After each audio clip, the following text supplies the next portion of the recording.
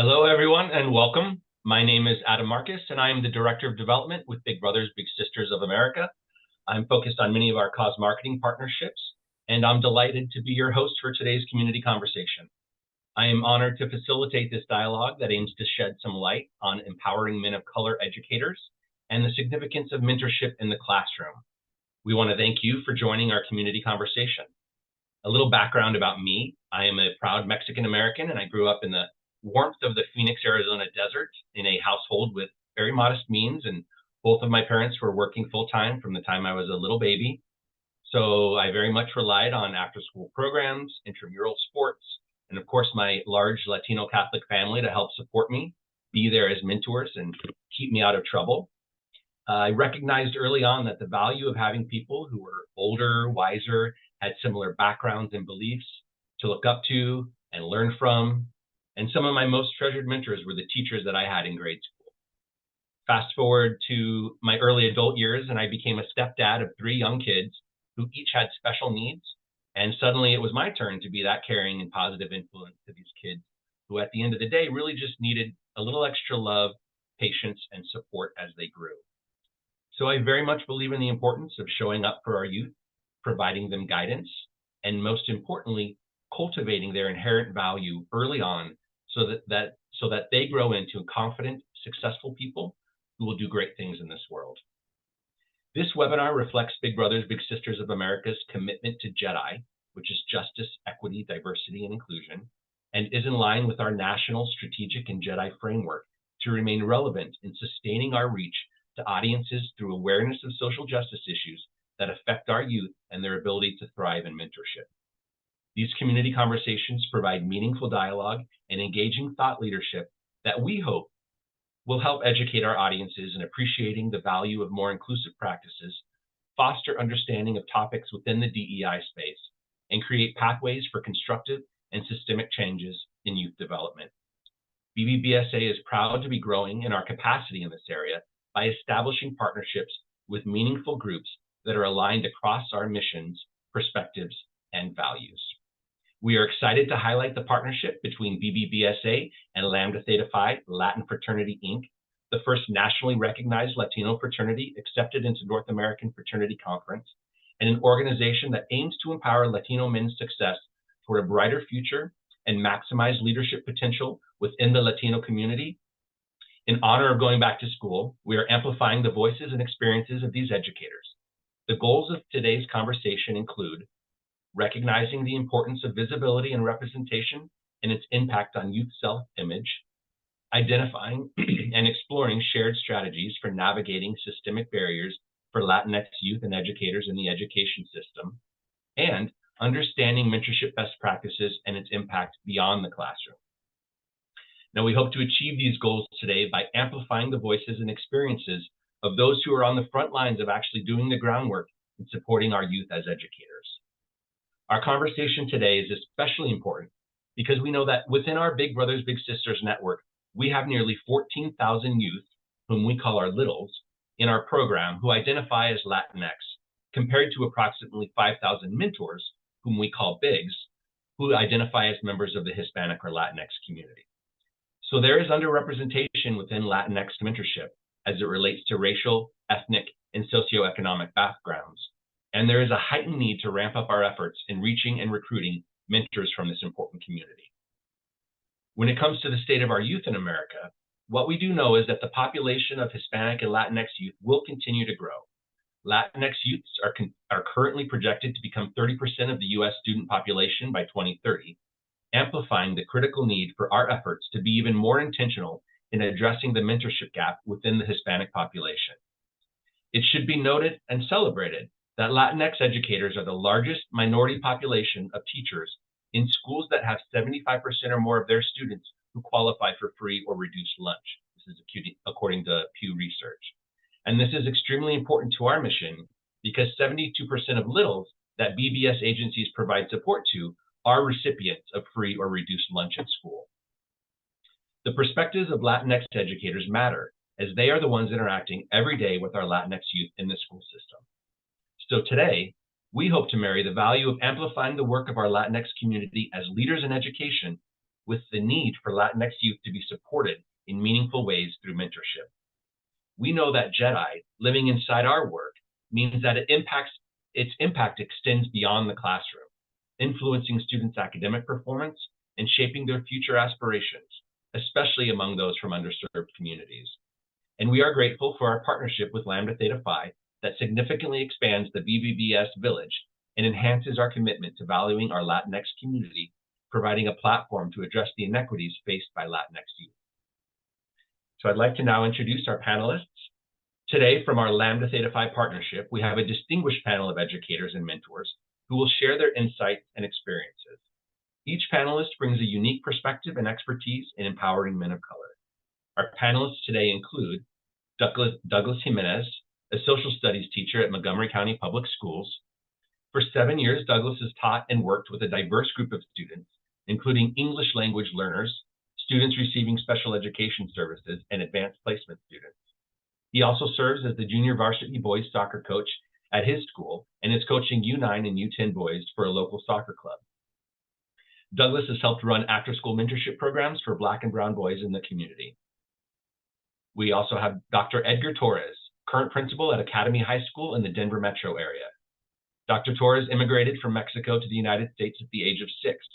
His parents, both educators, instilled in him the idea that a quality education can open many doors in life. As such, Dr. Torres became an educator so that he could instill the love of learning in others' lives. Before his role as principal, Dr. Torres served for 2 years as associate principal at Cedar Creek High School in Bastrop Independent School District. In this role, Dr. Torres oversaw the Academic Counseling Center, promoted a college-going culture, was responsible for the college and career preparatory programs such as advanced placement and dual credit courses, and observed and coached teacher performance. He was also the campus administration team's designated Spanish interpreter and translator. Dr. Torres has also served as the Senior Education Policy Fellow at the Office of Texas State Representative Marie Gonzalez, where he led a team of interns who helped Rep. Gonzalez develop a comprehensive education agenda for the 2015 legislative session. He received his Bachelor of Arts in History and Bachelor of Arts in Political Science at Texas A&M University in Kingsville. He also earned a Master of Education in English as a second language and recently graduated with his PhD in Education Policy and Leadership from the University of Texas, Austin. Erin Reyna is a doctoral candidate at Florida State University in the Education Policy and Evaluation Program and is a program manager at Unidos US. Erin has more than 10 years of experience working in the education field through public sector entities. He currently works as a program manager in the workforce development component at Unidos US, which is formerly the National Council of La Raza. His professional experiences range from K-12 setting, higher education, veterans affairs, adult education and literacy, board governance, and leadership development. Currently, Erin is a doctoral candidate at Florida State University, studying education policy and evaluation with a focus on program implementation. He has served on boards for New Leaders Council, the American Association of Adult and Continuing Education, the National College Attainment Network, and Lambda Theta Phi Latin Fraternity, Inc. Erin has been published at the state, national, and international levels related to his work in the post-secondary and adult educational spaces. He graduated from Texas State University with a BA in Mass Communications and an MA in Adult Education, and also holds a graduate certificate in program evaluation from Florida State University. Dr. Andrew Ramjet is a results-oriented education leader with multiple years of administrative leadership and instructional experience. Dr. Ramjet started his career off as a social science teacher in Miramar, Florida, and at the age of 27, he was appointed the youngest principal in the history of Broward County Public Schools. Currently, Dr. Ramjet is an aspiring school superintendent and executive director of Lambda Theta Phi Latin Fraternity, Inc. And finally, Juan Cortez is an undergraduate student at Towson University. He was born and raised in Maryland to Salvadoran parents and is a first-generation student nearing completion of his Bachelor of Arts in Languages, Literature, and Cultures at Towson University. He decided early on that he wanted to become a teacher after it became apparent to him that his own teachers growing up really cared about him. They were able to see past limitations that were out of his control and fostered his potential even when he didn't believe he had it. To become a teacher would be his way of giving a big thank you to them, and it would be amazing for him to live a life where he could make that kind of impact on students as well. Right now, he is using his leadership and mentorship skills in several organizations at TU. He is currently the president of Delta Rho chapter of Lambda Theta Phi, and he is also the president of the Multicultural Greek Council and a member of both the Order of Omega and Pi Delta Psi honor societies. Okay, now that we have the introductions, thank you all for accepting the call to be a part of this conversation and for being our esteemed panelists today. Now that we know a little bit about everyone and the experiences and richness you all bring to the table, let's dive into the opening question. And this is one where I will invite all of the panelists to provide their insights. And to Douglas, I'll go with you first, but this is for everyone. How did you hear about Lambda Theta Phi, and why did you join? And how did it support your journey as an educator and as a Latino man looking for representation? Douglas? It's nice to be with you guys today. Coming at you guys from my car, I apologize. Just finished a training session, so I'm coming right off the field. But I came to know about Lambda Theta Phi, Lambda Fraternity Incorporated, through my sister. She was part of a Latina sorority, Lambda Theta Alpha Lambda Sorority Incorporated. She went to college about 4 years before I did. And she went to the University of Maryland, which is where I eventually ended up going myself. Once I got to the University of Maryland, it became really clear to me why my sister had sought out that network and why she sought out the sorority. Just because I came from a really diverse community in Silver Spring, Maryland. I was used to seeing lots of people, lots of diverse faces, seeing lots of other Latinos and people of color. And when I got to the University of Maryland, I quickly realized I was one of the few Latinos in the community. It was really hard to find anyone I could relate to. It was really hard to find anyone that came from similar background, not just in terms of ethnicity, but even class-wise. Lots of affluent kids out there, lots of kids who come from money. So it kind of took me a while to adjust to that new setting. And so I sought out a community. I found my future line brothers who were also coming from diverse communities and also kind of felt kind of almost alienated in that big, huge university. Not so many people. It wasn't as diverse as the communities we came from. So we sought out those communities ourselves. And long story short, found some like-minded people. Found some really good friends, connected with some brothers who were in other schools nearby, and they kind of provided that community that I was looking for. They gave me a little bit of something that I had at home. My brother can attest to this. We come from a really large family, grew up with all of my cousins, all of my extended family always nearby. So then going off to college and not having any of that was kind of like a culture shock. So we created our own community. We sought out people who look to embrace the same diversity that we came from. We started a chapter that ended up becoming the Delta Eta chapter, and we still hold that vision today, not just in our school, but in many other different chapters. We try to provide that community for people who look out for it. And you don't have to be Latino. You don't even necessarily have to be a person of color. But if you're someone who likes embracing diverse cultures or just meeting new people, if you want that sort of community, that's something that we try to provide. And that's pretty much why I ended up joining myself.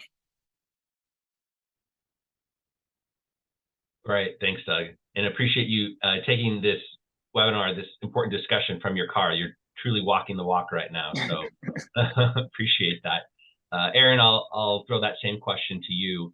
How did you hear about Lambda Theta Phi, and why did you join? And how did it support your journey as an educator and as a Latino man looking for representation? Yeah, definitely. Thank you, Adam. So I actually got recruited by brother Miguel Guevara. This was probably about 4.5, 5 years ago, and I've actually never met him in person. I actually knew a lot of brothers. I'm from Texas originally, so I knew a lot of brothers who were associated with LULAC, the League of United Latin American Citizens. So like he saw I had a bunch of friends in common. He added me, introduced himself, and was like, Miguel Guevara, said where he crossed and everything. I was like, I have no idea what you're talking about. And at this time, I was already in the second year of my doctoral program at Florida State. So I was living in Tallahassee, and he would just like reach out every now and then just was like, hey, like you should consider. I'm like, I'm pretty busy. Like I'm in the second year of my PhD program. It's pretty intense. Like maybe like later when I finish, whatever. But did a little bit more research, saw that the organization was also founded on one of the principles being education and the pursuit of education for Latino males. And then also I'm queer, so I also, some of the guys that I knew, the brothers, they're also queer. So just kind of asking them about their experience, and heard literally 150% positive things about their experiences as queer men. So for me, that was a very big, that was a green flag, just because, especially within our community, there can be a lot of homophobia, different things like that. So I decided to go on, and I knew that there were a lot of bros who worked in the education space as well. So I figured, okay, cool, like they're accepting, open-minded, and also this could potentially be very good for me career-wise, just because I'm very intentional with how I spend my time, energy. So hearing all the positive things, I said, okay, let's do this. And I think this is like the third, fourth panel I've sat on after joining the fraternity, and just being able to kind of like spread my knowledge, or also just provide additional mentorship, networking, or just advice to folks, just because, like you, as you mentioned in my bio, I started off with like a mass communications degree, which I started off as a music major, and just also knowing that that path is not linear and it can go anywhere and anything can happen. So also just kind of saying, like, it's okay if you change your mind about what you want to do in terms of career, like there's nothing wrong with that. So it's been a really great experience for me. And also I own a small consulting business doing a lot of like graduate school prep work. So I do work with a lot of bros one-on-one, just as part of the network, and just like, hey, like I can help you do this. If you need any assistance with like looking up application, or looking up programs, or need help with your essays, like feel free to reach out and use myself as a resource. So still kind of doing that post-secondary education within the community as well. Great. Thank you for that backstory. Appreciate it. Dr. Torres, kicking it to you. How did you hear about the fraternity? Why did you join? And how has it supported your journey as an educator and a Latino man looking for representation? It's a great question. So I found out about the fraternity back in 2012, 2013, something like that. This was back when I was looking at starting a PhD program at the University of Texas, Austin. I came across or met a couple of brothers through an event that that I was working, and learned a little bit more about the fraternity. At the time, I didn't really know anything about anything. So I knew that the University of Texas was a predominantly white space, and there were not a lot of Latino students, unfortunately, and minority students in general. So eventually I enrolled as a doc student at UT, and needed a place and needed just, I guess, a community to connect with. I reached back out. I started talking to one of the brothers. He introduced me to a few other brothers, and from there on out, I just connected with them. For some reason or another, I didn't join the fraternity until last summer, actually. Went through the graduate induction process. A lot of my best friends actually are brothers. Miguel Guevara, too, is one of my best friends. It's funny, I think several of us know him pretty personally. But in any case, it's one of the best decisions I've made in my life, honestly, just being able to connect with other people who are like-minded, just being able to connect with other educators. I mean, I've been a part of the process. I've been a part of the network unofficially, but now officially. And it's a pretty neat experience. Thank you. Dr. Ramjit. So I'm going to date myself a little bit here. I found out about Lambda Theta Phi back in 2003, my junior year of high school. For the first time, I had a teacher. It was my AP World History class. I had a teacher that looked like me. I had never had a minority male teacher up until that point. And every day I'd go into the class, this teacher was just inspiring, would tell us stories about going to college, his pursuits in life. And as I got closer to the teacher, he always had this paddle on his wall with these Greek letters that I had no idea what they were. So I remember asking him, hey, what's that? And he said, it's Lambda Theta Phi, it's my fraternity. I said, oh, okay, fraternity. I didn't know anything about fraternities outside of Animal House. So I'm thinking this guy was wild and crazy, but As I got to know him more and he started sharing more stories, he told me about all the things that Lambda Theta Phi did in the community, all the connections he made.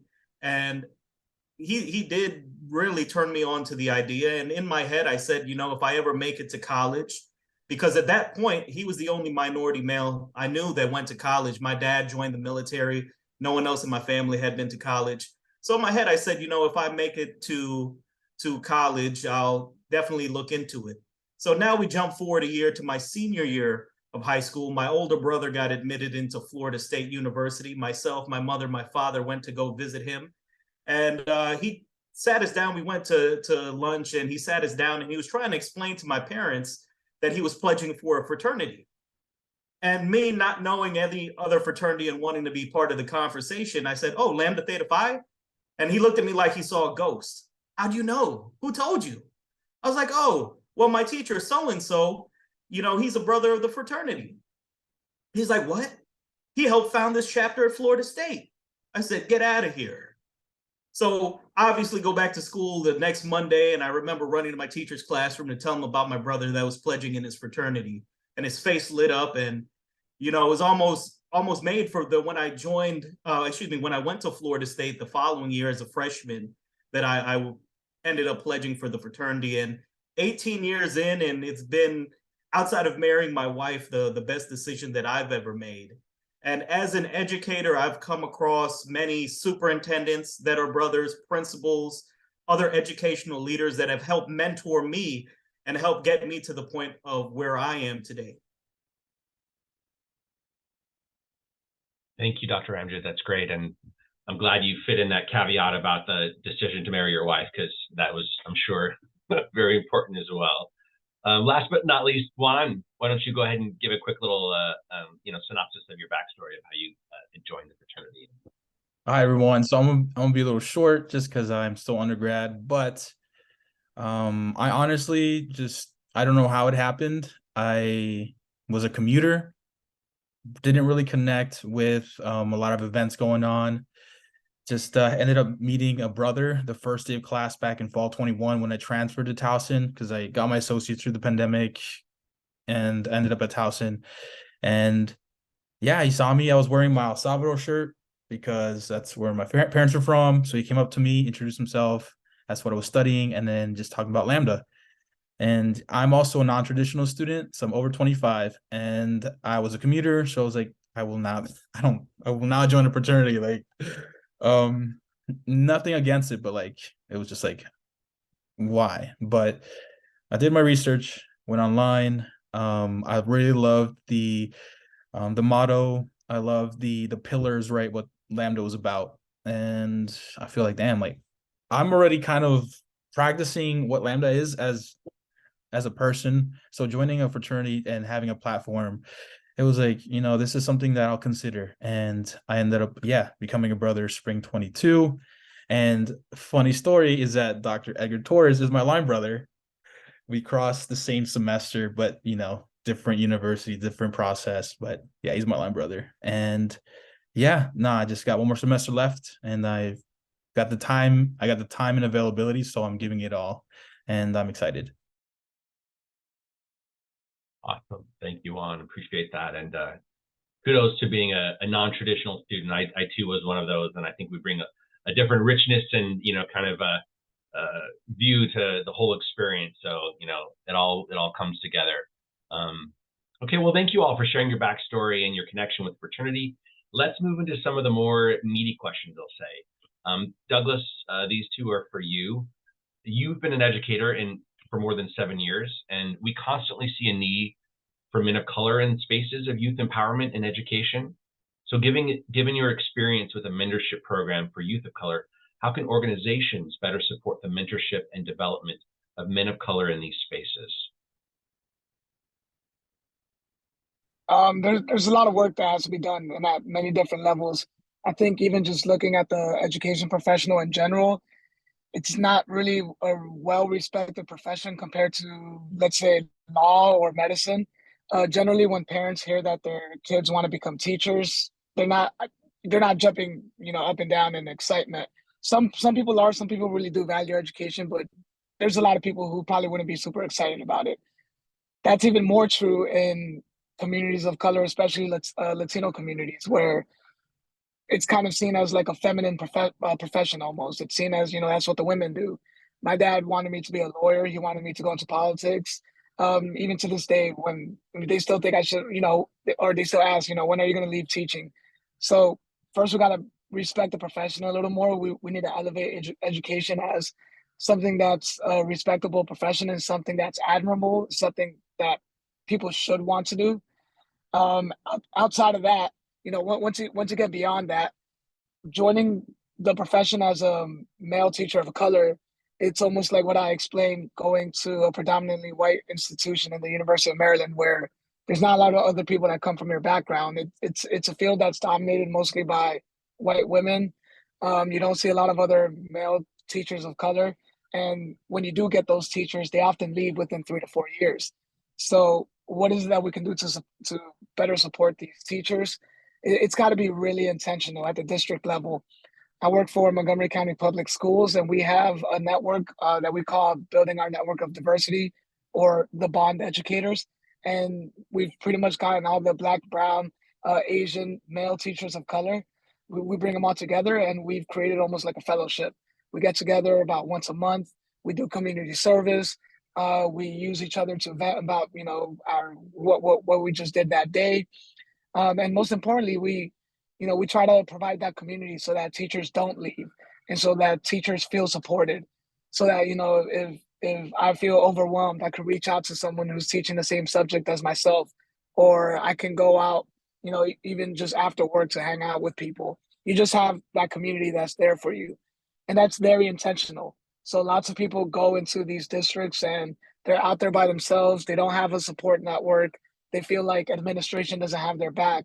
And it just becomes really difficult. So lots of people end up leaving the profession. And if we really want to value educators that come from diverse backgrounds, we need to make an intentional effort to retain them. And creating networks like the Bond Educators is a way in which we can do that. When I started teaching as a student intern, they reached out to me almost immediately. I met other different teachers of color. They brought me into meetings. They gave me lots of advice. They, told pretty much just showed me around the district and how I should do things. And lots of people don't have that support. So that's something that I think, if we want to really retain teachers, it has to be something like that. And we could certainly improve. We can certainly do things better, but I hold that up as an example because 99% of districts don't have anything like that. And that's a real major problem. So I think just making it intentional that, hey, this is a goal for us. We're going to get these teachers together and we're going to make them feel welcome. We're going to make this transition into this profession, which is very, very difficult. It's already tough being a teacher. Let's try to make it a little bit easier for them and give them some supports so that they stay. Going a little deeper into kind of what you'd mentioned about actually kind of teaching the students in some of the topics and subjects, we know that representation goes beyond just the teachers and educators, and it extends to what the kids read in literature, how school curriculums tell the story, and the images you see on a daily basis that are associated with success. So what are some of the ways that Latinx educators can authentically incorporate Latinx representation into their lesson plans when it's not seen in many of their school books? It's a great question, and we've seen it all in the news where certain politicians are trying to really get strict control over what content teachers are teaching in their classrooms and even what conversations they're having. In my personal experience, I like the word that you mentioned, authenticity. Teachers need to have a genuine interest in their students and where they come from, what they bring to the actual classroom. So something I do all the time is just have conversations with my students.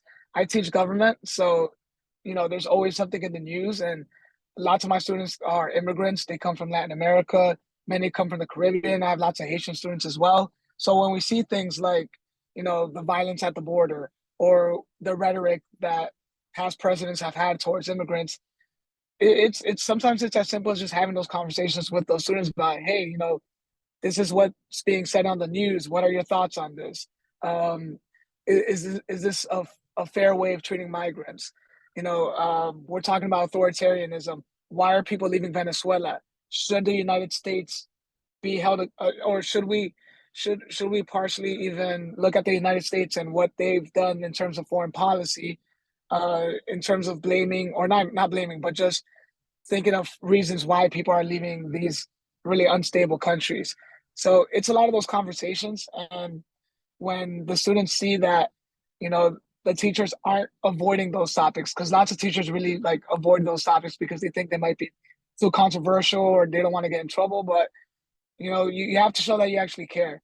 And when the students see that, they become very engaged. I have students who, like any other classroom, we deal with cell phones, students who, might not like authority figures, students who come from, who have experienced trauma. So it can be a little bit difficult to manage. But I've seen even those students, when you talk to them or conversate with them about a subject that actually directly affects them, they get really engaged and they can get really passionate about it, and they can, share some opinions, and it could create an environment where they feel like they matter, they feel like they're engaged, and it goes beyond just who's talking to them. It's not just, oh, it's a Latino teacher, but it could be any teacher just taking an interest in their lives and figuring out how the content they're teaching actually applies to their lives.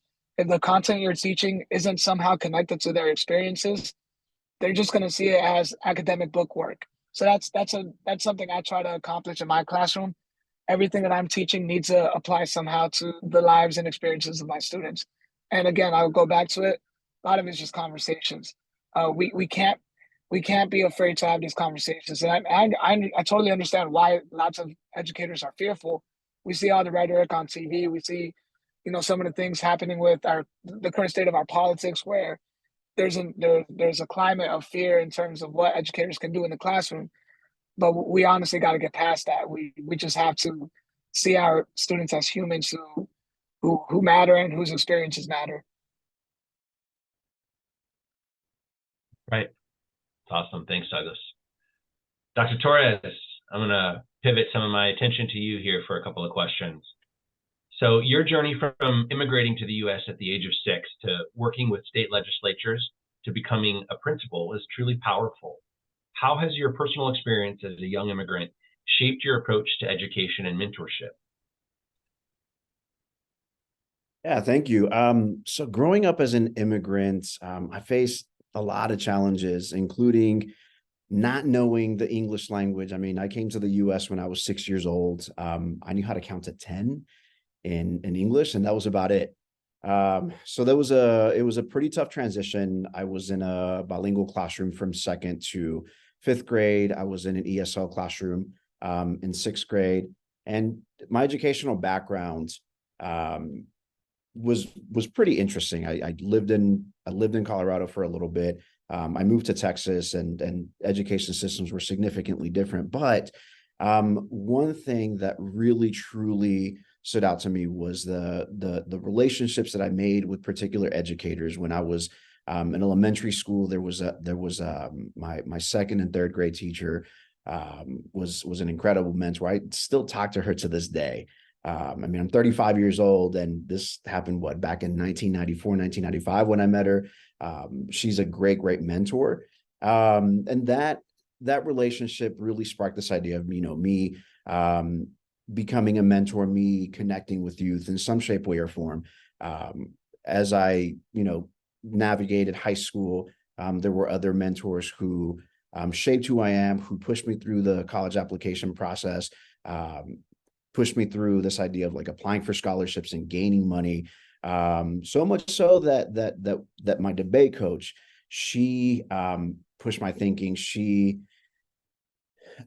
allowed me to be who I am in a safe space, allowed me to think critically, and asked genuine questions about who I am, what I want to do when I grow up, all of those things.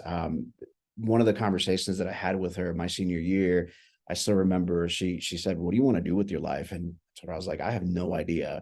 The debate topic that we were debating at that time had to do with public education. It was school funding. The topic actually was school funding is desirable for Texas public schools. Still remember it to this day.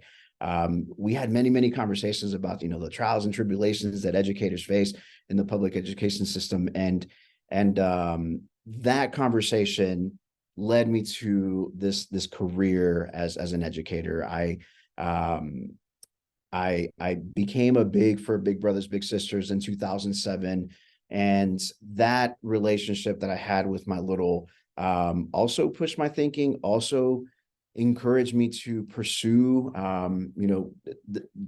like I mentioned, this career in education. So as I continued throughout college, as I continued throughout my first couple of years of teaching, I built some relationships with some kids, and it's powerful, this idea of mentorship, this idea of pursuing and pushing kids and pushing people to become better humans it's great. It's awesome.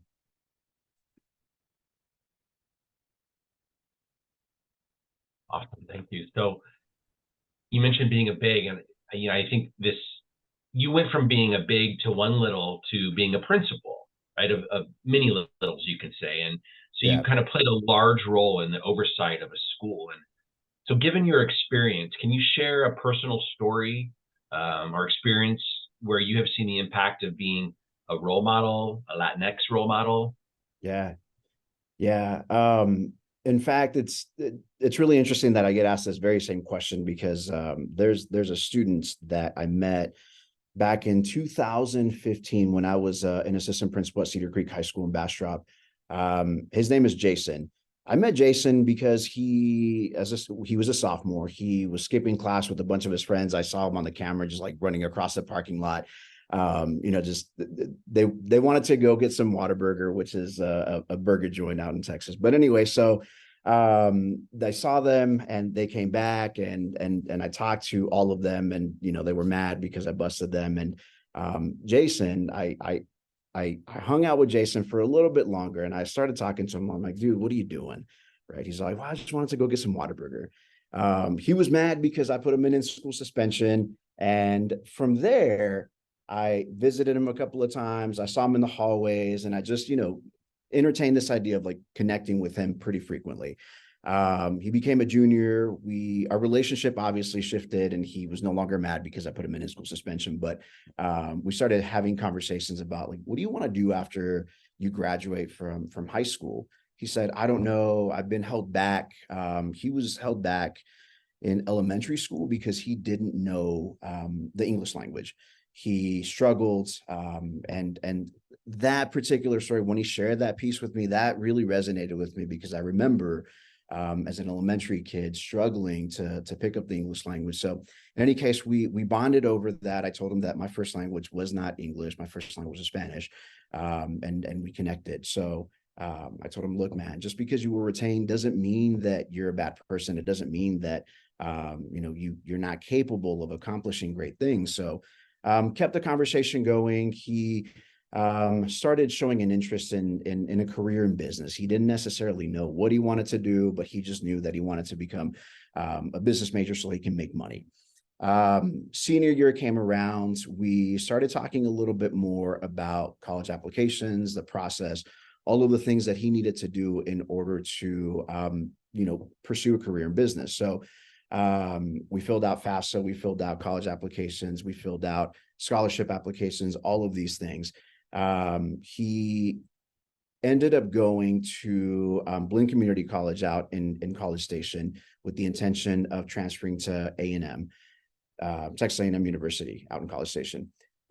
Realized that Texas A&M was not the place for him. It was a predominantly white space. He was struggling to identify and connect with other Latinos out there. So he ended up transferring back to the Austin, Texas area. So he went to Texas State University and graduated a couple of years ago. I want to say 2 or 3 years ago.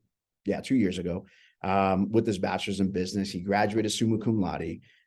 From there, he instantly enrolled again and just graduated 2 weeks ago with his master's in accounting. Throughout this whole entire time, him and I have connected. We've talked pretty regularly. I helped him with his grad school application. I mean, that relationship right there is incredibly powerful. It's incredibly powerful to me for a couple of reasons. Number one, I connected with him over something that him and I both experienced, or a very similar experience, you know, when we were younger. Growing up as English learners, it's tough. Like, it's an incredibly tough thing to do. And succeeding after, you know, setbacks earlier in life, like that's pretty powerful. So in any case, he texted me earlier today a picture of him, you know, walking across the stage, and I'm like, dude, this is huge. Like, the fact that you went from being held back in elementary school because you didn't know English to graduating with a 4.0 in a master's program in accounting, nonetheless. I mean, accounting can be pretty tough, right? So and working for a top firm in Austin area, and traveling the world and doing all these amazing things. Like, this is huge, man. This is really, really big. So anyway, congratulated him. And next time I'm in Austin, we're planning on meeting up so that way we can celebrate that huge accomplishment. But, you know, things like these relationships are incredibly important, and a lot of it has to do with being able to connect with people who look like you. I mean, him and I bonded over our Latinidad. We bonded over the fact that we didn't speak English when we were younger. We bonded over these things, you know, and it's pretty powerful. Those relationships are pretty powerful. Thank you, Dr. Torres. To kind of continue this theme of some of these, you know, really strong leadership moments with our principals, Dr. Ramjet, as one of the youngest appointed principals in your area, and as someone who has multiple years of administrative leadership experience, how do you actively foster an environment that encourages students to embrace their cultural identities and celebrate their unique strengths? Well, I think it boils down to four things. The first is being intentional and creating a welcoming and inclusive classroom environment. Anytime a student steps foot in your classroom, you want to make it a safe space where they feel open, they feel respected, and they feel valued. So you want to be able in your classroom to use inclusive language. You want to be able to celebrate diversity, and you want to be able to create opportunities for students to share their culture, to talk about their life experiences, to talk about their families. You also want to be able to get to know your students. I always say that, you know, students are a product, one, of their friends, and two, of their families and their experiences growing up, how they were raised. So I think as educators, it's very important to understand those perspectives, although they might be different from our own. Next, you want to be able to incorporate diverse perspectives into your classroom. This is becoming a little more difficult throughout the United States with different book bans and different pieces of legislation being passed, but educators can still provide materials to their students encompassing different opinions, different perspectives. Back when I was teaching American government, and I know Douglas is a government teacher, but back when I was teaching government, I would always present one topic, but I would always give the students two different articles from two different perspectives, and kind of to show the students that although you might have one topic, there are different ways of looking at it based on different factors. And finally, you want to be a role model to your students. I always walked into class every day with a shirt and tie because these kids look up to you. And you want to be that role model they can look up to. And just like I told the story of my high school history teacher, my junior year of high school, that's part of what got me hooked and got me looking forward to going to college and pursuing my goals in life, is just having someone there that was a role model every day. Awesome, thank you. This is an important one for especially many of our agencies who may be viewing this conversation later. Given your research focused on program implementation, what are some effective programmatic approaches that youth serving and educational organizations can adopt to support the engagement, empowerment, and retention of BIPOC male mentors and educators?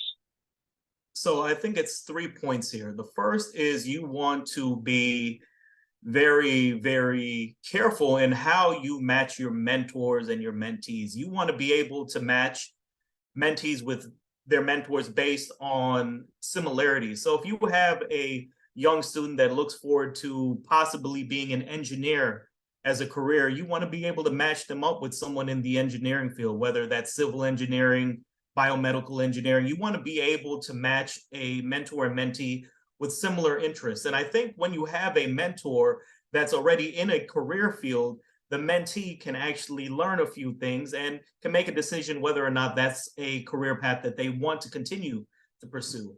I also believe that you need to be able to provide ongoing support and training for mentors. This includes mentoring skills, cultural competency, and how to deal with different situations that your mentees may be facing.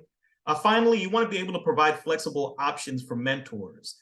So one thing that I've come across many times is there is a large group of individuals that want to be mentors, but it may not fit into their normal 9-to-5 work schedule.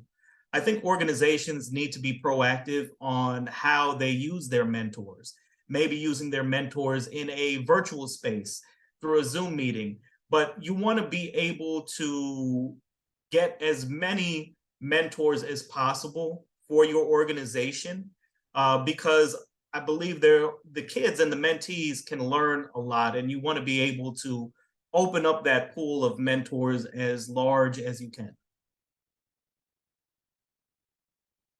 Thank you, Dr. Amjad. Appreciate that. Absolutely. Aaron, let's chat with you for a moment and talk about the futures of our youth. With your extensive experiences in various education sectors, how do you see the intersection of career readiness and mentorship impacting the future success of men of color in education? And how does this enhance young people's self-belief and aspiration? Yeah, so essentially they're kind of the same thing to an extent, depending on the career readiness piece. They both have something, there's some type of goal, right? So career readiness is so you can get a job that you want, whether your motivation for it is different for everyone. Where the mentorship is you are seeking out someone to provide some type of expertise, whether that might be life experience, maybe they're an expert in their field. Once again, the goal is to learn something to achieve some type of goal. So in my experience, it's very important inside and outside of the classroom. And as you've heard from a lot of the other brothers, is that there is some disconnect where there are a lot of the field of education, especially K through 12, is seen as an occupation for women only, or white women, or only for white folks. But which is exactly what happened with me. I've only had one male educator of color. It was an African American man in 5th grade, and that was the only one I ever had. I come from a rural school in Texas, where also mentorship, there weren't many mentorship opportunities, or even just the ability to, like, I'd never heard of career readiness until I served as a mentor at a high school when I was in college, right? So the lack of representation in the classroom is definitely an issue that we all are seeing. And the importance of this is also that if we start having that representation in the classroom, then we can start increasing the number of male educators of color, which is the whole purpose of this presentation. It's also very important for us to see how, regardless, because career readiness or workforce development, however you see that, a lot of folks might think that it's too early to start, and it's kind of the same conversation around going to college or choosing some type of technical training, is that the earlier you start, the more time you can get ahead, right? So this is important because it also kind of goes into having that representation, and also seeing how we can start building up youth earlier to eventually have some type of change and start planting that seed very young. And I think the biggest thing I've seen is starting these college access programs, like TRIO programs, starting them in middle school, where they're like, oh, like that's kind of too early. Like, I don't think my student needs this yet.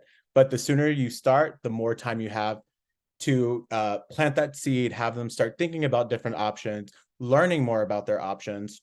And then they can also, see that if they do have a male educator of color, they can say, oh, maybe this is something that I'm interested in because of A, B, and C. Also seeing that they can aspire to do different things that they may be told, oh, that's not for people like us, or they just don't have that representation. Right, right.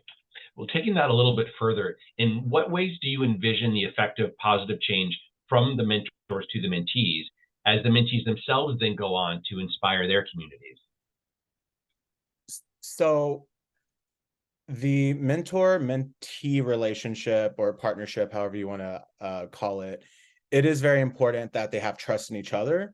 But especially as we kind of bring in like the community as a whole, I think there are also two other sets of folks that should be included in this conversation. One of them being the community gatekeepers, right? Or the people of power, or whatever you want to call it. Everyone has a different terminology for it. But whoever if there's not buy-in from these people, then there's also a good chance that we're not going to be able to have those effective relationships, mentorships. And also kind of a second fold of that is also having buy-in from the parents or guardians or caretakers of the youth. If there's not some type of level of trust with the gatekeepers, the community members, parents, guardians, caretakers, then there's a good chance that there's not going to be buy-in from the youth themselves, right? And if there's not trust there, then it's not going to be a very fluid relationship. It'll be a lot of give, or a lot of take, and it's not going to be give and take. It'll be very one-sided. And I think this is also very important. And just even within my own story, as I mentioned, I had only had one male educator of color in 5th grade, whereas I was kind of voluntold in high school to get into like speech and debate. It was by a Puerto Rican woman. She was our speech and debate coach. And this is kind of showing like what kind of impact these types of relationships can have. Is I got roped into speech and debate when I was, I think, like my 11th grade year, my junior year. And from there was a phrase that this teacher had always used. It was set the standard. I graduated high school 15 years ago, and I still use that phrase to this day. And I can honestly tell you I'm where I'm at now because of that relationship. Even though it was unintentional, if you think about the power of what an intentional mentorship can look like. I'm from a small town of 18,000 people in rural Texas. I now live in Washington, D.C., work for the biggest Latino civil rights organization in the country. And I can guarantee you that if it had not been for this one relationship or mentorship, that I would not be where I'm at today. And that just goes to say what is it? It's there's like a graphic where it's a bunch of books, and there's like one little pebble or rock that's placed under one of the books, and you can just from that tiny little rock, you can still see the kind of like the riff in the top of the books just from that little pebble. So that just kind of goes to show that if you have some type of intentional relationship whether it's a teacher, a community member, teacher aide, a custodial worker, it doesn't matter who it is.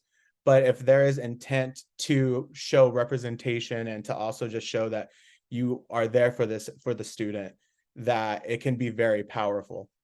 And like I said, just that was my own story. Unfortunately, it wasn't with a male educator of color, but I can guarantee that if I had that experience, I think I would be, not to say where I'm at, it's not great, but I think I would be in probably a lot different place than I am right now. Thank you, Aaron. Appreciate that. Okay, Juan, pivoting to you, one of our more nascent educators here.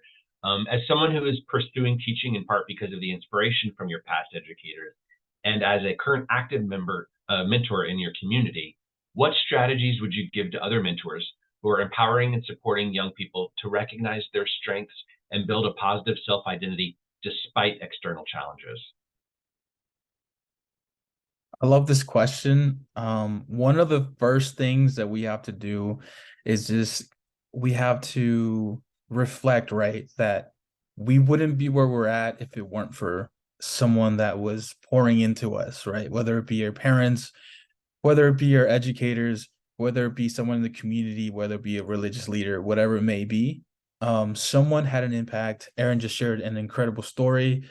So having someone do that in our lives, right? That's where we have to kind of start, right? Like someone did that for us. Like if we have an opportunity, if we have a platform, if we have yeah, just like anyone, or it could be an individual organization that we can really give back to or just help or mentor, it would be a great way to just kind of pay it forward.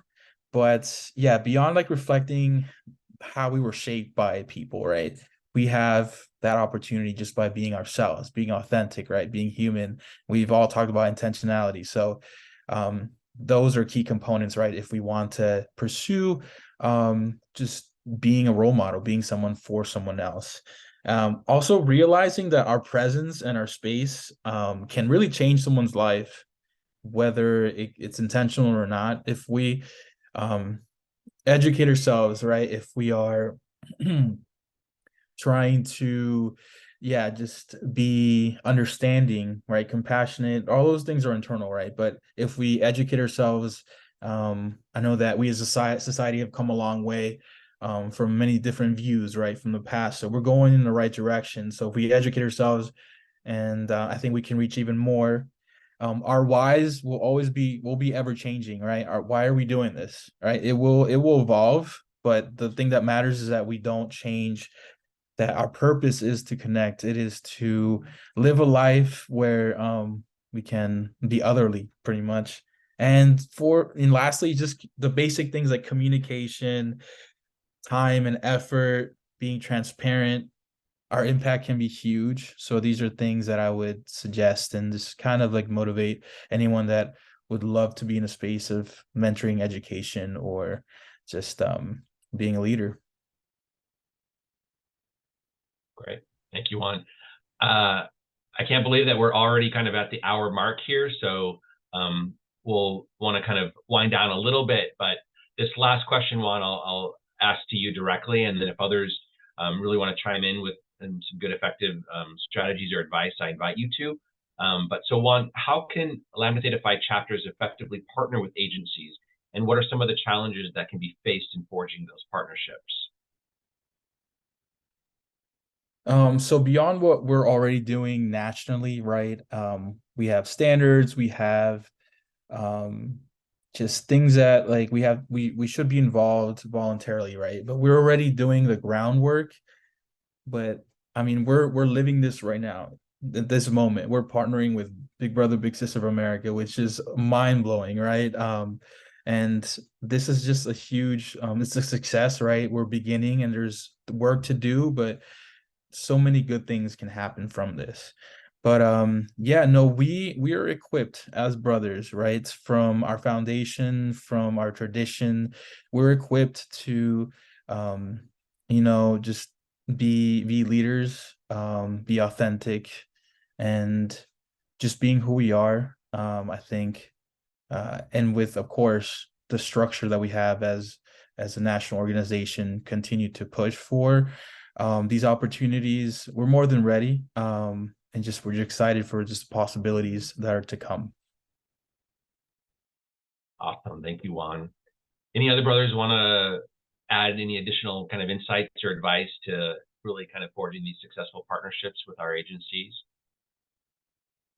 I'll jump in. I think it's important to think about the people that you're serving, right? So oftentimes it can be, if you've never been a mentor before, if you've never been in a position where you can connect with younger generations, it's important to be vulnerable, and to just accept the idea that this is something new.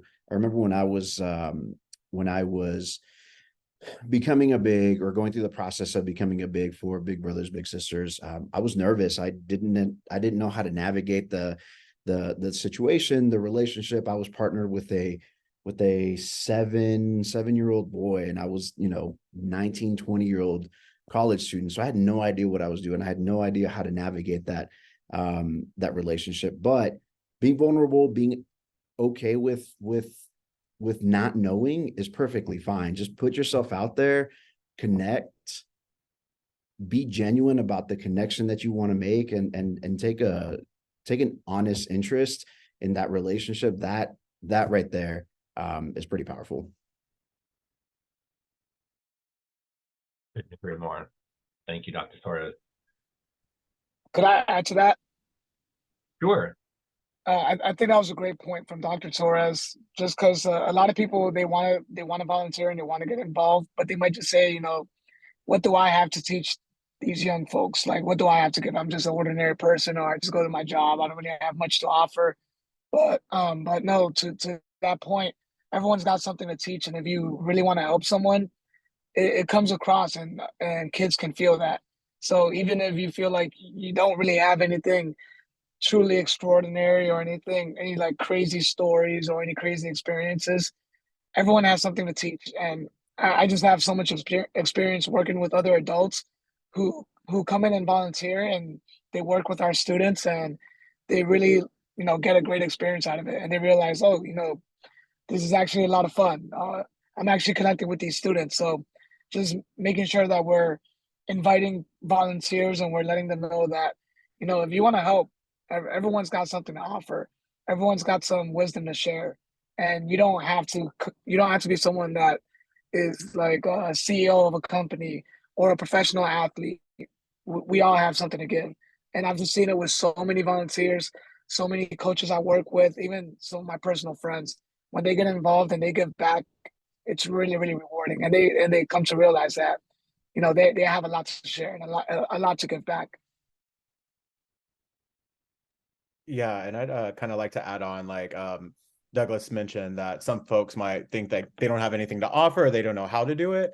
I mean, even if it's just sitting on a panel and talking about your own experiences in the classroom, or even just going to speak at, like, I go back, my debate teacher has asked me to go back to the high school and speak to I think it's like the incoming freshmen for that school year, and just like saying, hey, like, I was in y'all's shoes at this point, and this is how my 4 years at Bay City High School helped me get to where I'm at today. Even if it's just kind of talking about your experience, you don't know, like I said, that little pebble can make such a big impact. So just whatever you feel like your strengths are in, go with it, and then just run with it.